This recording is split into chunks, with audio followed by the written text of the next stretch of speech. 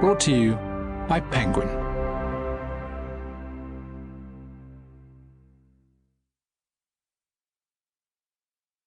Fat Cow, Fat Chance. The Science and Psychology of Size. Written and read by Jenni Murray. This book is dedicated to Professor Francesca Rubino, who changed my life.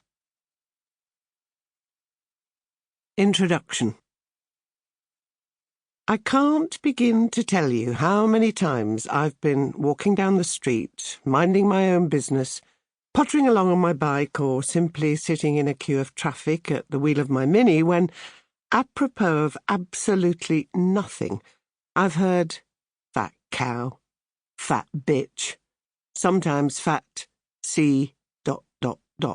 Sorry, I can't bring myself to actually say that one, or, "Hey, love, who ate all the pies?" Every time it happened, I would try to convince myself I didn't care. Yes, for much of my adult life I was substantially overweight, obese even, and had done every diet known to man or woman with no lasting success. I'd done my very best to persuade myself that it was possible to be fat and happy, and that the people who loved me wouldn't cease to care just because the middle-age spread had got somewhat out of control. By the time I was 64 years old, my weight had become quite crippling. I told myself my obesity had played no role in the breast cancer I'd been diagnosed with in 2006, almost certainly wrong, and that my need for a bilateral hip replacement had nothing to do with the strain I'd been putting on my joints. I put all the blame for the damage done to my bones on the chemotherapy I had after the cancer surgery.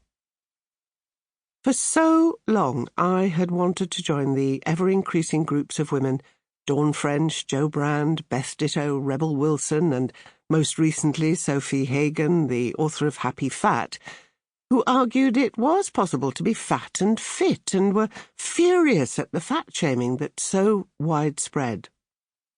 Hagen claims to have become completely at ease with taking up space in a world that wants to shrink you. The excuses I made to myself were legion. I kept on telling myself, fat and happy, and I didn't care about the insults. The fat part was blatantly obvious. The happy was an Oscar-winning performance put on in public. But in private I lived with a growing sense of fear and misery that this incredible hulk was my lot for evermore, and would probably kill me long before I reached my 70 years and 10. I did care, but for so long I tried to put all the worries to the back of my mind. I tended to avoid the scales and merrily ordered clothes online from the 1647 website owned by Dawn French and Helen Teague, which boasts the biggest range of plus sizes in the UK. I wore only their baggiest tops in the most voluminous size, along with a pair of stretchy leggings, always a slimming black in colour. I joked I'd managed to create a uniform for myself that made life so much easier in the morning. It was just like school days, I told myself. I didn't have to think about what I was going to wear.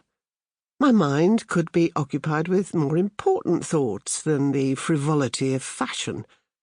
I simply needed to make sure there were plenty of the same type of items in the wardrobe, so all I had to do was pick out a clean outfit. Ordering online meant never having to go into a shop and face the disapproving glances of a sales assistant who doubted she would have anything in my size, and never having to endure the humiliation of a communal changing room. So I simply used the uniform to hide away all the abundant flesh, and at the same time tried hard to become immune to what I was feeling about the constant insults. Some days I would let the anger bubble to the surface and shout back some foul obscenity. Witty remarks never seemed to come to me at those horrible moments. Mostly I wanted only to curl up and die, go home, and eat something comforting. And that, of course, was... Sample complete. Ready to continue?